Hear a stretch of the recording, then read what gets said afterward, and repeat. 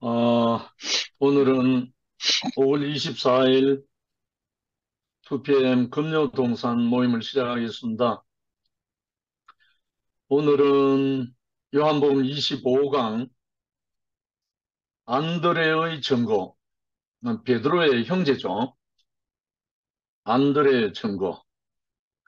본문 말씀 요한복음 1장 40절로 42절 제가 한번 읽을게요. 요한의 말을 듣고 예수를 따르는 두 사람 중의 하나는 시몬 베드로의 형제 안드레라. 그가 먼저 자기의 형제 시몬을 찾아 말하되 우리가 메시아를 만났다 하고, 메시아는 번역하면 그리스도라. 데리고 예수께로 오니 예수께서 보시고 이르시되 내가 요한의 아들 시몬이니 장차 게바라 하리라 하시니라. 게바는 번역하면 베드로라. 여기 등장하는 용어가 히브리어가 등장하고 번역하면 뭐라 하는 것은 헬라어입니다. 히라. 그래서 히브리어로 안드레가 시몬 베드로를 만나서 우리가 메시아를 만났다 했을 때 메시아는 히브리어인데 그 헬라어로 번역한 것이 크리스투스입니다. 크리스투스. 그래서 우리가 보통 성경에 그리스도 그리고 이제 게바라 하리라 하는 이것도 이제 히브리 쪽의 표현인데 그걸 이제 헬라어로 표현하면 페트로스, 베드로 그렇게 됐거든요. 그래서 오늘 키 포인트는 메시아, 그리스도. 이게 안드레가 증거한 핵심 키워드입니다. 어, 메시아라는 유대인들의 어떤 사상에서 출발을 했죠. 쉽게 말하면 유대민족이 아주 어려운 상황에 처하고 뭐 바벨론으로 끌려가는 거나 아시리아인들에 패망한 거나 하여튼 유대민족은 우리 대한민국도 그렇지만 약소국가로서 수많은 반란과 참 여러 가지 많은 과정을 거쳤죠. 아니, 히브리고 이스라엘의 그 지정학적으로 보면 아시아와 유럽 사이에 끼어 있어요. 그리고 아프리카와 유럽 사이에도 끼어 있고, 어찌 보면 통로죠, 통로. 요충지인데, 그러다 보니까 좌우 상하의 강대국으로부터 늘 지배당하고 핍박당하고 늘 유린당하고 그런 민족이죠. 그런데 이 메시아가 왜 나왔나 하면 그 이스라엘이 가장 강성했을 때가 다윗 왕 시대 때잖아요. 다윗 왕, 제2대 왕이죠. 다윗 왕 시대 때 주변의 모든 나라들을 점령해 정복해가지고 완전히 왕국을 떨칠 때잖아요. 그리고 솔로몬 때까지는. 그래서 그 이후는 늘 내리막길, 완전히 망하는 민족이고 백성이었죠. 그러다 보니까 이스라엘 사람들에게 다윗 같은 왕이 다시 나오기를 기다리는 그 사상이 쉽게 말해서 메시아 사상으로 발전된 거죠. 그래서 여기에 음, 위에 본문, 성경 본문은 예수님의 제자 중 안드레가 예수를 만난 후에 시몬에게 가서, 시몬이 베드로죠. 우리가 메시아를 만났다 하고 증거한 말씀이다. 여기서 메시아는 히브리 표현이고 히라보 표현은 그리스도다. 안드레가 메시아라고 한 말은 이스라엘 사람들에게 있어서 독특한 개념, 즉 종말론적으로 결정적으로 구원자가 와야 된다는 그런 사상이죠. 의미죠. 그래서 첫 번째 메시아 사상, 유대인들에게 있어서 메시아 사상은 아주 오래된 뿌리 깊은 사상이다. 초기 그리스도인들의 사상적 구조는 유대인들의 역사와 경험 가운데 나타난 하나님의 계시를 토대로 발전했다. 출애굽과 메시아 언약. 다 출애굽 이후 현실적인 문제는 모세가 죽으면 어떻게 되겠는가 하는 염려가 되었다. 그러나 하나님께서는 모세 이후에 이스라엘 백성을 인도할 예언자를 세우실 것을 약속했다. 신명기 18장 18절에 나와 있습니다. 내가 그들의 형제 중에 너와 같은 선지자 하나를 그들을 위하여 일으키고 내 말을 그 입에 두리니 내가 그에게 명하는 것을 그가 무리에게 다 고하리라 했다. 이걸 사실적으로 보면 모세가 죽고 그 후계로 이어받은 사람이 여호수아잖아요. 실제적인 그 일로는 여호수아가 받았죠. 이어받아서 여호수아가 가나안에 입성할 때까지 인도하고 가나안에 들어가서 또 인도하고 지도했으니까요. 근데 이 말씀을 구원사적 입장에서 해석하여 백성을 위한 선지자는 메시아의 예표라고 볼 수 있다. 결국은 여호수아가 이스라엘 백성들을 모세를 대신해서 이어서 가나안에 인도하고 들어가서 다른 원주민 7족속을 멸하고 이런 많은 통치를 했지만 여호수아가 죽고 난 다음에 이어진 세계가 또 계속 이어지잖아요. 결국은 선지자도 나오고 사사도 나오고 뭐 다 나왔는데 그래서 나 약속의 땅에 등장한 메시아 여호수아의 인도하에 약속의 땅에 들어간 후 사사시대에 이르러 이스라엘은 배교, 심판, 회개, 은총을 통한 회복이라는 순환적인 구조를 계속 반복했다는 거죠. 문제가 발생하면 그 문제를 해결하기 위한 메시아로 사사가 등장하고 결국은 선지자가 등장하고 늘 그랬죠. 이스라엘에 문제가 발생할 때마다. 그러다가 그런 혼란 가운데 이스라엘은 다른 나라처럼 왕이 있어야 되겠다는 필요를 절감하고 그때 선지자 사무엘에게 왕을 요청했다. 우리도 왕을 세워달라. 이로 인해 이제 예언자나 제사장 외에 제3의 지도자인 왕이 등장하게 되었는데 이 왕이 메시아의 예표였다. 1대 왕은 사울인데 사울은 실패자였죠. 근데 2대 왕 다윗이 이스라엘의 건국과 부흥을 이끌었는 주변의 모든 나라를 정복하고 이스라엘을 평화롭게 했던 그 다윗이었잖아요. 그래서 이 다윗으로부터 시작된 게 메시아 사상의 현현입니다. 다윗에게 주신 메시아 약속. 이스라엘에 주신 첫 번째 왕은 사울이었지만 실제 이스라엘 왕조의 시작은 다윗으로부터 형성되었다 할 수 있다.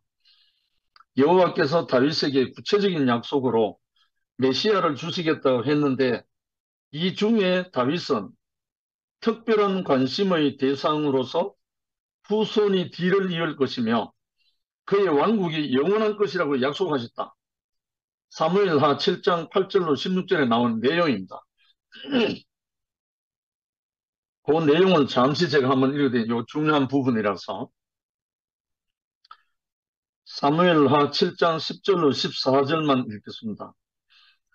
내가 또 내 백성 이스라엘을 위하여 한 곳을 정하여 그를 심고 그를 거주하게 하고 다시 옮기지 못하게 하며 중간 생략하고 여호와가 너를 위하여 집을 짓고 내 소환이 차서 내 조상들과 함께 누울 때에 내가 내 몸에서 날 내 씨를 내 뒤에 세워 그의 나라 왕위를 영원히 경고하게 하리라. 그는 내 이름을 위하여 집을 건축할 것이요 나는 그의 나라 왕위를 영원히 경고하게 하리라. 나는 그에게 아버지가 되고 그는 내 아들이 되리니 하신 말씀을 다윗에게 주신 메시아 약속이었다. 이 말씀이 근거입니다. 실제로 영원한 메시아 사상. 이걸 감아보면 다윗이 다윗의 왕위가 영원할 것이라고 했거든요. 다윗의 홀이 영원할 것이다 이렇게 했는데 역사적으로는 영원하지 못했어요.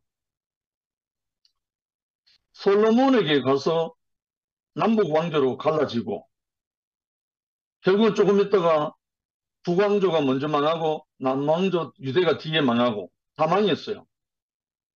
결국은 이 말씀의 성취는 역사 속에서는 이루어지지 않았어요.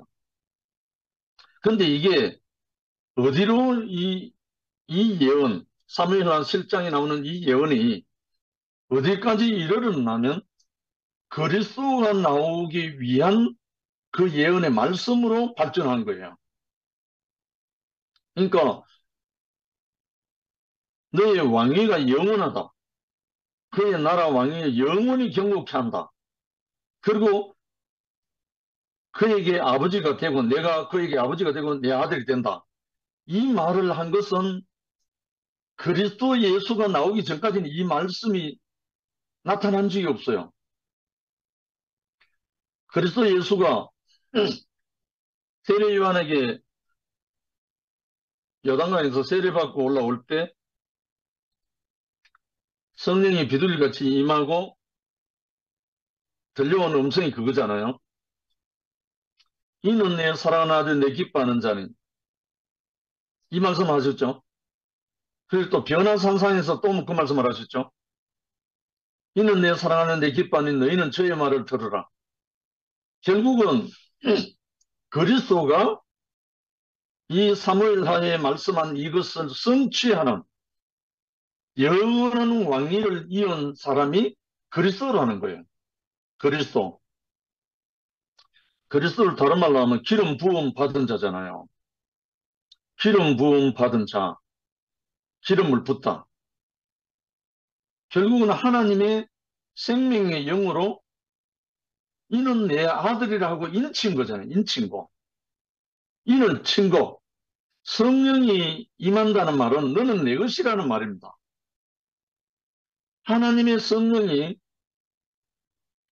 침례당한다는 말은 성령으로 침례한다는 말은 너는 내 것이다 하고 회복한다는 뜻이에요. 세례 요한, 침례 요한이 물로 세례를 주는 것은 죄를 회개케 하는 거고 그리고 성령으로 세례를 베푸는 사람, 하나님의 아들이 오면 그 하나님의 아들이 성령으로 세례를 준다는 말은 너는 내 것이라 하고 구별한다는 뜻이에요. 다른 말로 거룩하게 한다는 거예요. 그러니까 사무엘을 통해서 예언한 이 말씀이 결론적으로 예수 그리스도에게 와서 이루어졌다는 거예요. 결국은 메시아 사상 곧 그리스도는 예수 그리스도를 말하는 거죠. 근데 잠시 쉬어가면서 한 가지 예를 들 거는 우리나라에도 조선시대에 남사고의 격암유록이라는 게 있잖아요. 그리고 또 정감록이라는 게 있고 거기에 등장하는 정도령이라는 사람이 나옵니다.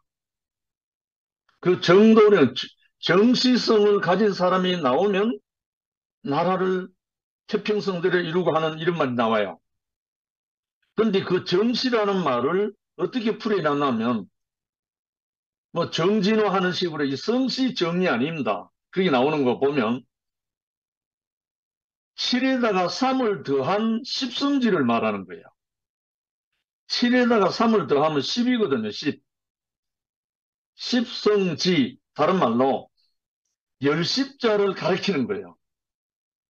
열십자를 가리키는데 그 우리 의역, 영으로 해석을 하면 십자가로 승리한 사람이 나타난 그걸 말하는 거거든요. 이 조선의 정감록 안에도 그게 이제 거기서 남사구가 예언한 예언서잖아요. 교감유록이. 근데 그 상제라고 나와 있죠. 상제가 한반도에 강림하신다 이래 나와 있는데 그걸 십성지라 그럽니다. 시- 우리말로 하면 생명의 이 말씀을 하면 십자가로 승리한 그들이 나타난다 이 말이에요. 근데 이 교감유록 정감록의 정도령 오는 때는 그 계산을 하면 2025년 10월로 돼 있어요. 그거는 막 믿거나 말거나 하지만 결국은 우리 안에 십자가의 부활의 능력이 승리하면 하나님이 함께 한 거래요. 참 우리 한반도에 어떻게 이런 예언이 있는지 모르겠는데 저는 청소년 때 이거 제법 들었거든요. 근데 그리스도가 오면 모든 것을 회복하고 모든 종국적으로 문제를 해결하는 구원자라고 돼 있잖아요. 구원자. 근데 그리스도가 물질적이고 시공간적이고 그런 어떤 생태적인 문제를 해결하는 분이 아니라 사람의 위치를 회복하는 거잖아요. 결국은 그리스도라는 분은 하나님으로부터 하나님의 영으로 기름 부음 받은 자니까 다른 말로 하면 우리의 형상을 따라 우리의 모양대로 사람을 짓자 한 그 사람으로 회복되는 거니까 물질적인 축복도 아니고 신체적인 축복도 아니고 예수가 말씀하신 산상복음 제일 마지막에 하신 말씀 내가 너에게 이런 말은 영이요 생명이니라 하신 말씀처럼 영이요 생명인 그 생명으로 회복한다는 거잖아요. 이 생명이 회복되는 길은 기름 부음 받은 자가 그리스도가 그렇게 한다는 거예요. 그러니까 다윗에게 메시아 약속한 이것은 구약적으로 표현하면 이스라엘 민족이 회복되는 거고 압제당하는 데서 회복되는 거고 뭐 이런 물질적이고 시공간적인 역사적인 그걸 말하거든요. 구약에서 하는 다윗의 약속은 그러나 이것이 발전해서 이스라엘에게 오기까지 육에서 영으로 비인격적인 것에서 인격적으로 이렇게 옮겨졌단 말입니다. 결국은 안드레가 시몬 베드로에게 가서 우리가 메시아를 만났다 하는 말은 이스라엘 민족을 회복할 그 사람을 만났다 이 말도 그때 당시로는 되겠지만 메시아 그리스도라는 말은 잘못된 곳에서 정상적으로 회복되는 그 축복을 말하는 거거든요. 그래서 예수님이 안드레가 데리고 온 베드로에게 요한의 아들 시몬이구나 해놓고 너는 개발을 하리라 했잖아요. 개발. 다른 말로 베드로인데 베드로는 뭡니까? 반석이잖아요. 반석. 내 교회를 이 반석 위에 세우리니 하는 그 말이잖아요. 결국은 물질적인 어떤 나라가 아니고 하나님의 나라가 그렇게 세워지겠다 이 말이잖아요. 결국은 오늘 화두가 메시아 그리스도인데 이 메시아 사상, 메시아가 그리스도인데 이 그리스도를 만난 사람은 한마디로 말하면 사람의 자리가 회복되는 거죠. 사람의 자리가 회복된다는 말은 그 기름 부음을 받은 거예요. 생명의 영의 기름 부음을 받은 거예요. 다른 말 이게 성령 세례거든요. 생명의 부음을 받으면, 다른 말 성령 세례를 받으면 그걸 부으신 분도 그리스도지만 그 생명 세례를 받고 나면 그 사람이 그리스도로 회복된다는 거예요. 그러니까 이게 하나님이 원하시는 종국적인 결론이죠. 그래서 나는 그의 나라 왕위를 영원히 경고하게 하고 나는 그에게 아버지가 되고 그는 내 아들이 되리라. 결국은 하나님과 우리 관계가 아들로 회복된다는 거예요. 이게 이제 우리가 예수를 만나는 접점, 예수가 하나님의 아들로 오신 그것이 우리 자신으로 체휼하는 시간이에요. 우리에게 그 성령의 세례가 우리에게 부어지는 순간, 우리 또한 하나님의 아들이 되는, 너는 내 것이라 하고 인치는 순간이거든요. 그래서 성령이 아니면 예수를 주라 시인할 수 없다는 거예요. 그래서 그 영이 없으면 그리스도인이라 할 수가 없다는 거죠. 왜? 인침을 받지를 못했으니까.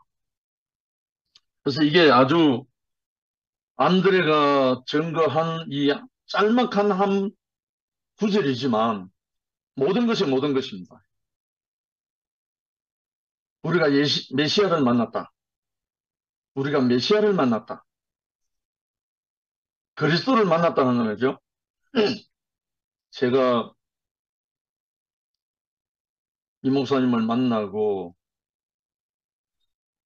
한 1년 후 됐을 때 막내 동생 영화가 그때 밀양 쪽에 창원? 판사로 있을 때요. 심히 영화가, 가정의 불화로 인해서 심한 고통 속에 있었을 때요. 나중에 알고 보니까 전혀 집에는 이야기를 안 했는데. 근데 얼굴이 수심이 가득하고 집에 올 때마다 그런 모습이었어요. 그래서 제가 한날 명절 때가 돼가지고 영화 서재가 있는 방에 들어가서 잠깐 앉아서 보다가 노트가 한 권 있길래 노트를 겉장을 펼치니까 그 첫 장에 뭐라고 써여 있냐면 이상과 현실을 고뇌하는 법조인이라도 되자. 이렇게 쓰여져 있는 거예요. 이상과 현실을 고뇌하는 법조인으로라도 되자. 살자. 이렇게 돼 있는 거예요. 아, 이거 분명히 무슨 깊은 뜻이 있는 것 같아가지고, 뭐가 있긴 있는 것 같다 하고, 영화가 이제 한번 와서 만났을 때 제가 물었어요. 영화야, 미안하다. 내가 네 노트를 보고 싶어 본 게 아니고, 어떻게 하다 보니 책장을 딱 봤는데, 이런 말이 있다. 이상과 현실을 고뇌하는 법조인으로라도 살자. 이 말인데 이게 무슨 말이고?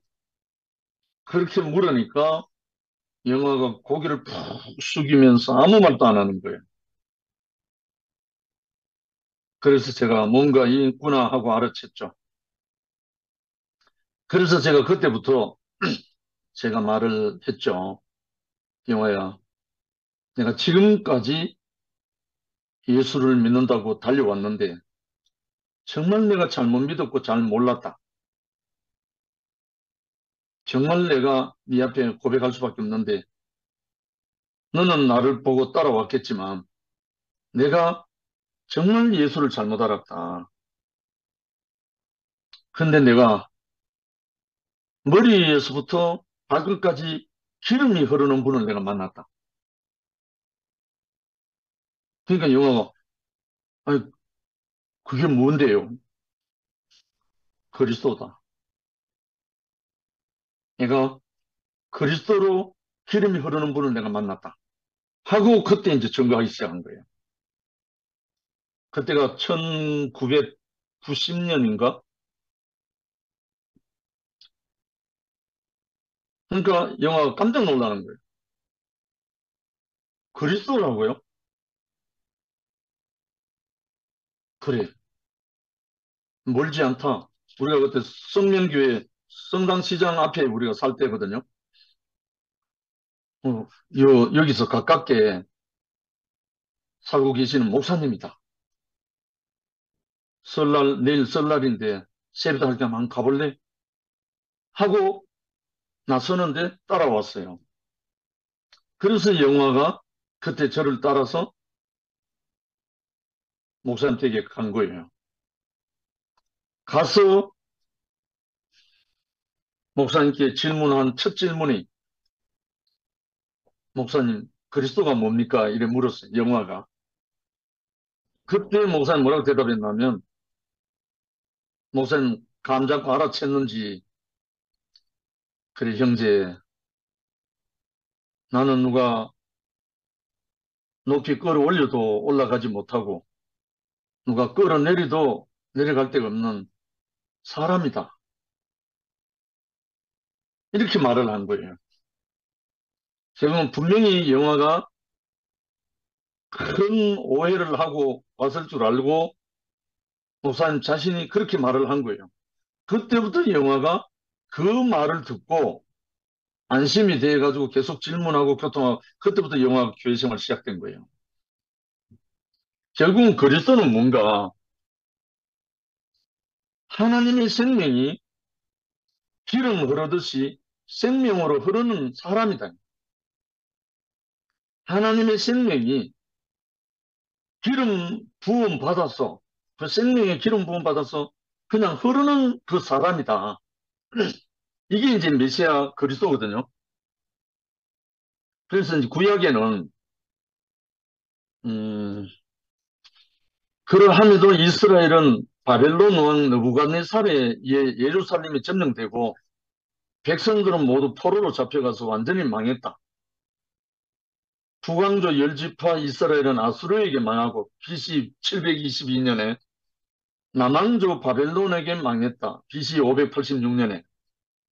그러나 이스라엘 민족은 하나님이 약속하신 것은 반드시 지키실 것이라는 신앙을 갖고 있었다. 그 메시아 사상으로요.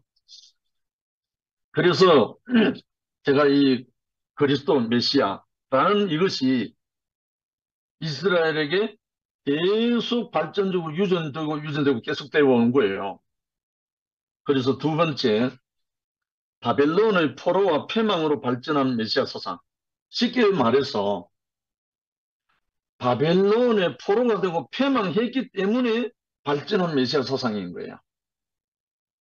이스라엘 아쉬운 거 없고 자기 나라 제대로 굴러갔으면 이 메시아 사상이 발전할 이유가 없죠.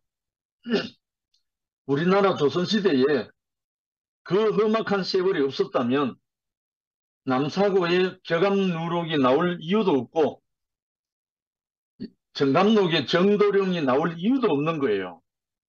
근데 워낙 민생이 도탄에 빠지고 나라가 어지럽고 정말 민생과 해결조차 안 되는 그런 상황이 오니까 거기에 대한 희망, 소망 이런 것에 대한 말씀이 흘러나오게 된 거죠. 특히 남사고 격암유록 같은 우리나라 예언서 중에 아주 유명한 예언서잖아요. 그 예언서 중에 이루어진 게 또한 지금까지 태반이 넘는다는 거예요. 그 예언이 벌써 4,500년 전의 일이 결국은 이 메시아 사상은 고통당하는, 고난당하고 고통당하는 백성과 민족에게 필연적으로 온다는 거예요. 왜? 하나님의 품을 떠난 백성들에게 희망의 약속이잖아요. 그래서 그들은 언젠가는 하나님의 백성을 향한 여호와의 은총이 회복되어 언약이 갱신될 것이라는 소망을 갖게 되었다.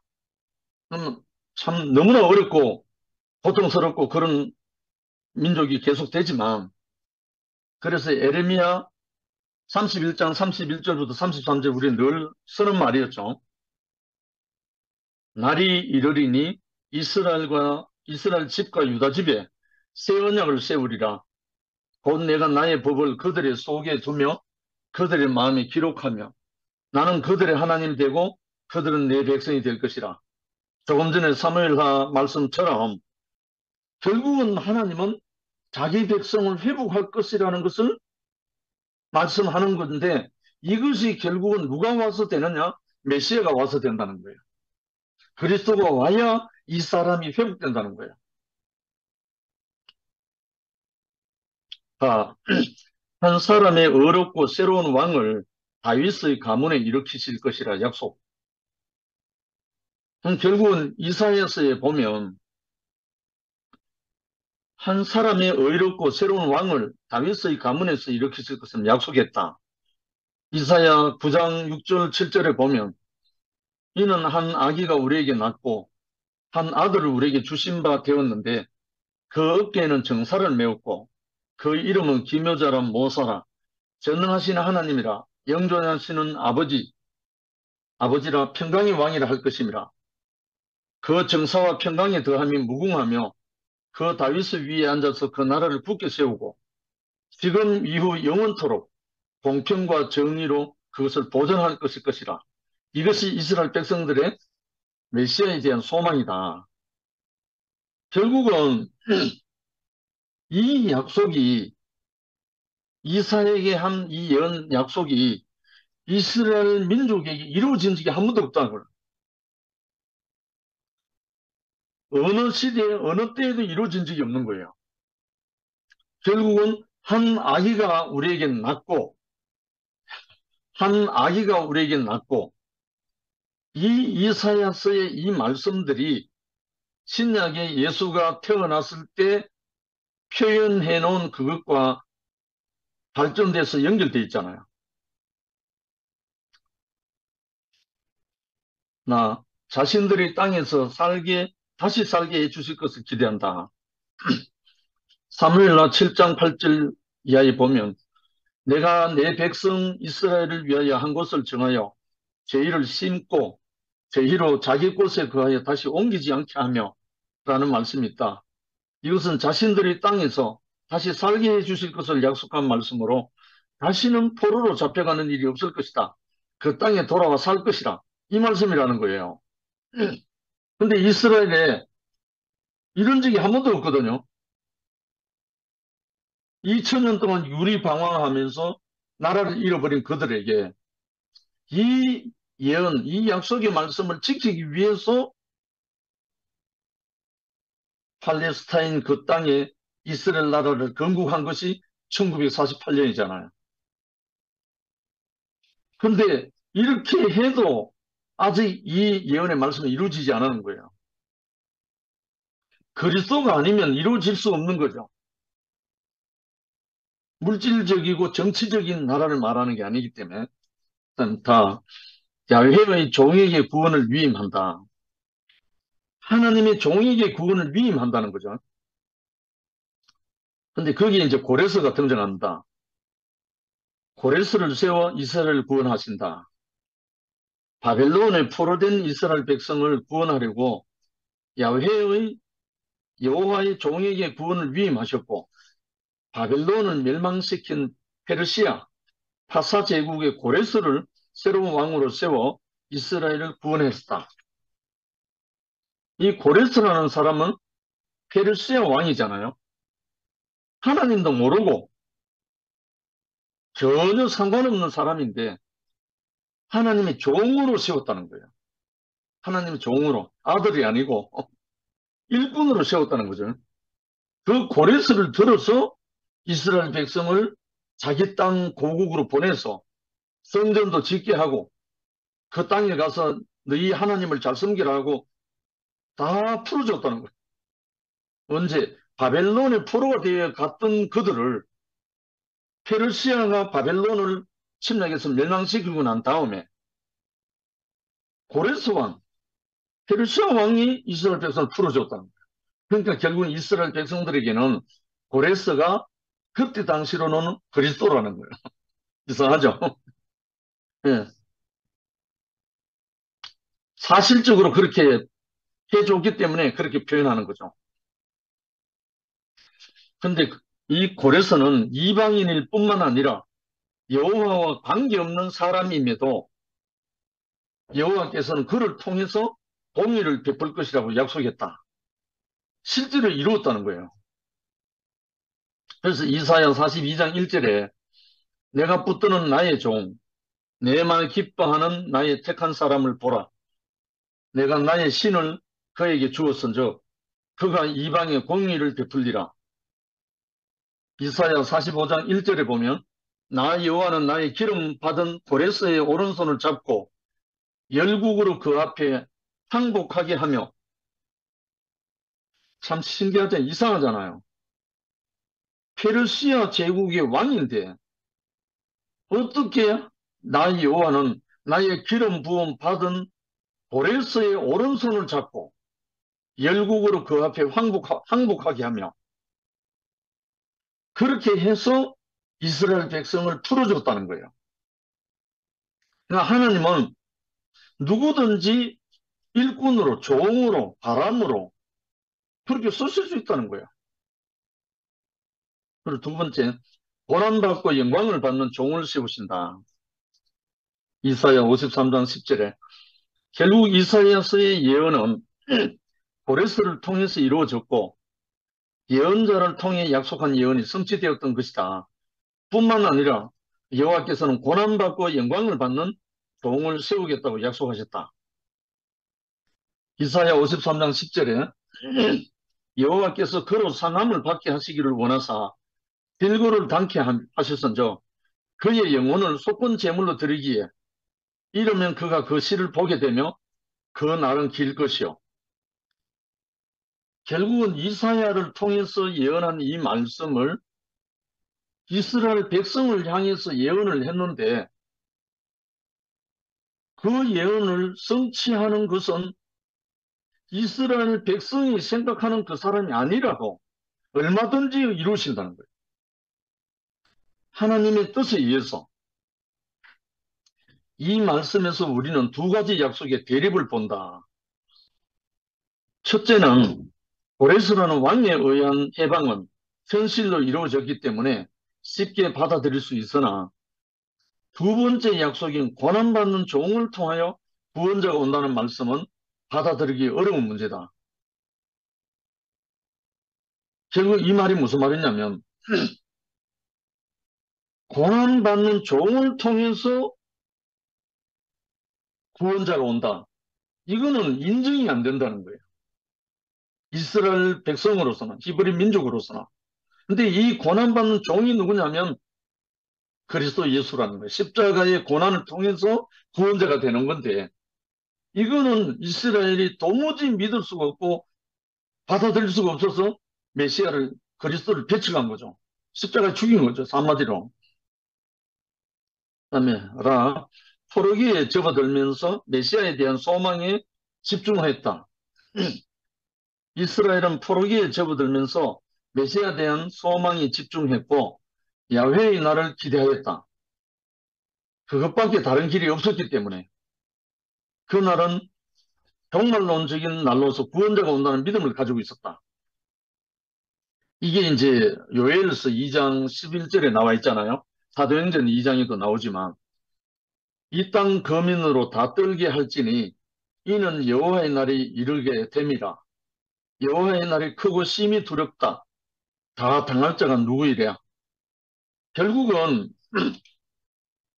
여호와의 날이 오면 하나님이 당신의 일을 이루신다는 거예요.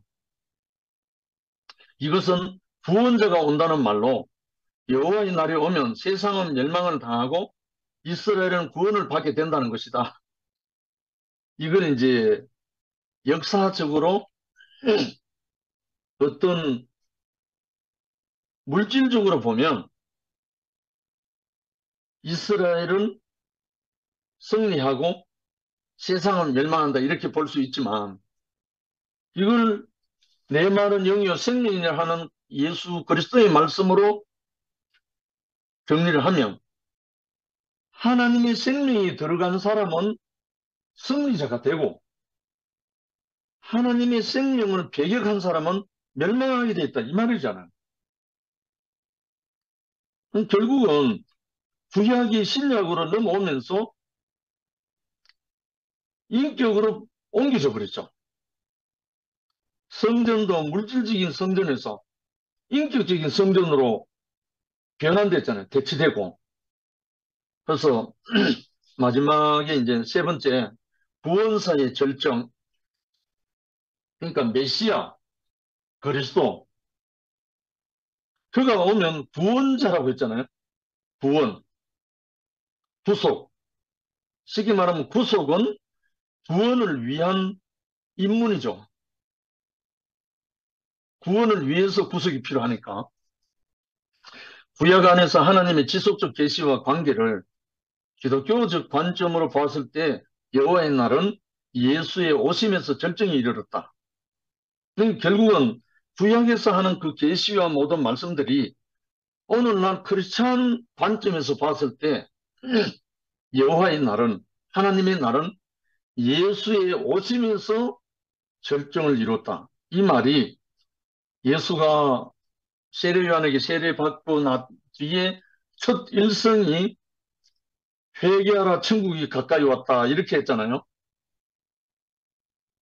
그 결국은 예수님 자신이 천국이라는 말이잖아요. 구원사의 절정, 구원의 절정은 그리스도가 오면 구원이 되는 거예요. 그리스도가 개인적으로 오면 개인적으로 구원이고 그리스도가 단체적으로 오면 단체적으로 구원되는 거예요. 이것이 이제 단체적인 그리스도는 교회잖아요. 그래서 그날이 옛날 이스라엘 백성들에게는 이스라엘 나라가 회복되고 억압에서 해방되고 포로에서 해방되고 이런 것들이 구원의 날로 생각을 했었지만 지금 이제 오늘날 우리에게는 사단에게 포로된 우리를 마귀에게 종된 우리를 하나님의 이름으로 성령으로 침례받고 하나님의 기름 부음 받은 자로 말미암아 우리가 그 사탄의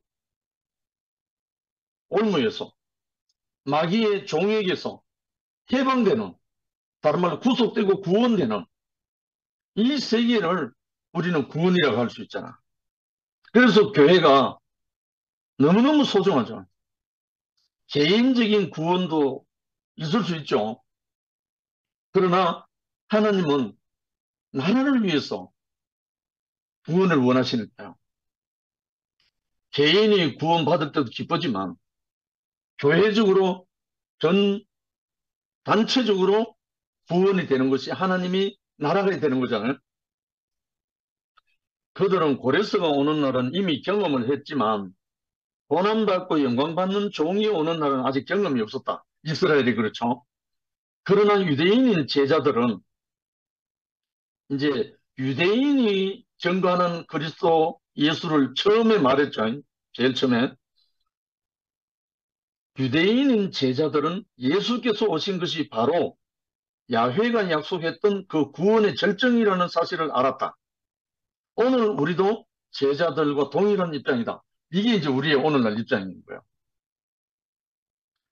그래서 십자가의 고난을 통해서 십자가의 그 고난의 종이 죽고 거기서 구원 생명이 나와서 그 구원 생명의 영으로 우리에게 기름 부었을 때 우리가 구원된다는 거예요. 이게 참 구원이라는 거예요. 십자가에 매달려 있다는 것으로 끝난 게 아니고 십자가에 못 박혀 죽고 다시 살아나서 그 생명의 성령으로 우리에게 기름 부어졌을 때 우리가 구원되는 거예요. 다른 말로 제자들이 다 그랬거든요. 제자들이 십자가에 매달려 있을 때 제자들이 승리한 게 아니잖아요. 다 도망갔죠. 볼 수가 없었죠. 알 수도 없었고. 십자가에 매달려 내려오지 못하는 그 예수를 보고 승리자가 돼갖고 복음 전한 제자는 한 사람도 없습니다. 그거는 있을 수도 없는 일이고. 그런데 예수가 죽고 다시 살아나서 그 생명의 영으로 찾아오셔서 숨을 내쉬며 가라사대 때 성령을 받아라 하신 그 그리스도로 말미암아 성령으로 침례를 딱 받고 나니까 제자들이 다른 말로 다 그리스도 예수가 되어버린 거예요. 성령으로 세례를 받고 나면 성령으로 너는 내 아들이다, 내 것이다 하고 인침을 받고 나면 끝나는 거죠. 마귀의 일도 끝나고 사탄의 일도 끝나고 왜? 내 인자가 온 것은 마귀의 일을 멸하려 하십니다. 그리스도의 영이 부어지면 하나님의 성령이 부어지면 당연히 승리하게 되죠. 그래서 숨을 내쉬면 그랬을 때 성령을 받으라 하신 거예요. 그 성령을 받은 제자들은 죽음 이제 전혀 두렵지 않죠. 그래서 그 남은 제자들이 오직 그리스도 예수와 한 몸 되어서 승리의 나팔을 불면서 온 땅으로 흩어져서 복음을 전한 사도들이 됐죠. 마지막으로 그리스도는 오실 분, 그 하나님의 주권적 권위를 행사하실 분이라. 그래서 마태복음 28장 18절부터 그런 말씀 나오잖아요. 하늘과 땅의 모든 권세를 내게 주셨으니 그러므로 너희는 가서 모든 족속으로 제자를 삼아 아버지와 아들과 성령 이름으로 세례를 주고 내가 너희에게 분부한 모든 것을 가르쳐 지키게 하라. 볼지어다 세상 끝날까지 내가 너희와 항상 함께 있으리라. 완전한 승리자입니다. 승리자. 이 승리자가 기름 부음 받는데 무엇이 부족하겠습니까? 이 승리자의 기름 부음, 다른 말로 그리스도. 이 기름 부음을 받았을 때야 비로소 구원사가 이루어지고 모든 사람에게 이 구원의 역사가 이루어지는 거예요. 그래서 사도행전 1장 8절에 그 말이잖아요. 오직 성령이 너희에게 임하시면 너희가 권능을 받고 예루살렘과 온 유대와 사마리아 땅끝까지 이르러 내 증인이 되리라. 이거는 공식이. 하나님의 나라의 공식입니다, 이게. 하나님의 그리스도의 기름 부음이 이루어질 때 우리는 하나님의 나라가 응해지고 그 하나님 나라가 확장되는 거죠. 아, 마치 고레스가 이스라엘을 해방할 수 있는 권위를 가졌듯이 우리를 구원할 수 있는 주권적 권위를 행사하실 분이 왔다는 것이다. 이가 바로 예수 그리스도다. 다니엘서 7장 13절에 인자 같은 이가 하늘 구름을 타고 와서 라는 말이 있다. 그리고 마가복음 13장 26절 27절에 그때의 인자가 구름을 타고 큰 권능과 영광으로 오는 것을 사람들이 보리라. 그때에 저가 천사들을 보내어 자기 택하신 자들을 땅 끝으로부터 하늘 끝까지 사방에서 모으리라. 이렇게 성령으로 기름 부음을 받은 사람들은 이 땅 끝에서 저 땅 끝까지 사방에서 그 택한 자들을 부른다는 거예요. 모은다는 거예요. 지금 우리도 그 역할, 그 직무를 지금 위임받은 거잖아요. 나 종의 역할로서 범죄한 인생을 담당하실 분, 예수는 종의 역할로서 범죄한 인생을 담당하실 분이시다. 이사야 53장 12절에 그러나 그가 많은 사람의 죄를 담당하며 범죄자를 위하여 기도하였느니라 라고 말씀하고 이사야 53장은 고난받는 종의 모습을 표현하고 있는데 모양도 없고 풍채도 없고 흠모할 만한 아름다운 것도 없는 도살장으로 끌려가는 어린 양 같은 모습으로 묘사했다. 십자가에 끌려간 그리스도가 모든 범죄 안에 종로를 하고 있는 사람을 해방시켜 준다는 거죠. 십자가에서 승리한 그분을 통해서. 그 다음에 자, 대속문으로서 이탈한 인류를 구속할 분. 이 말씀을요, 이 목사님이 하셨거든요. 마가복음 10장 45절에 인자에 온 것은 섬김을 받으려 함이 아니라 도리어 섬기려 하고 자기 목숨을 많은 사람의 대속물로 주려 함이라. 예수는 자기 목숨을 대속물로 주려고 하나님께 드려졌다. 그래서 이탈한 인류를 구속했다. 이렇게 이 목사님 말씀하셨단 말입니다. 하셨는데 이 대속을 부정해버린 거예요. 아니, 대속하는 분이 안 왔으면 우리가 구속될 자리가 없는 거예요. 김 목사님이 대속 구속 때문에 결국은 비걸렸잖아요. 우리가 구속을 잊기 위해서는 먼저 제물이 되는 한 분이 왔었기 때문에 우리가 구속이 됐다는 거예요. 이거는 너무 명확한 하나님의 말씀인데 이것을 완전 뒤집어 갖고 구속만 말하고 대속은 잘못됐다는 식으로 말하니까 이거는 완전히 하나님의 말씀 부정하는 거죠. 라 버려진 돌로서 새집 새나라를 지음. 예수는 버려진 돌로서 새집 새나라를 지으신 분이다. 시편 118편 22절 23절에 건축자의 버려진 돌이 빈 모퉁이 머릿돌이 되었나니 이는 여호와의 행하신 것이 우리 눈에 기이한 바로다. 마가복음 12장 10절에 건축자들이 버린 돌이 모퉁이 머릿돌이 되었나니 한 말씀처럼 건축자의 버린 돌이 진 모퉁이 요긴한 돌이 되신 분이 예수다. 누가 버렸습니까? 이스라엘 민족, 유대인들이 버렸잖아요. 그러나 하나님은 그를 집 모퉁이 돌, 무슨 집? 하나님의 집입니다. 세상 집이 아니고 하나님의 집 모퉁이 돌. 다른 말 연결하는 정말 참 은혜라고 말할 수밖에 없죠. 예수는 새 인류를 위해서 하나님이 준비하신 메시아다. 그는 옛 것들을 다 포함하시고 모든 것을 새롭게 하실 분으로 하나님의 소원을 성취하실 분이다. 그는 종으로서 인류를 담당하시고 대속물로 이탈한 인류를 하나님 앞으로 구속하셔서 새 사람으로 새 나라를 세우려 오신 그 오실 분이다. 그리고 우리에게는 오셨고요.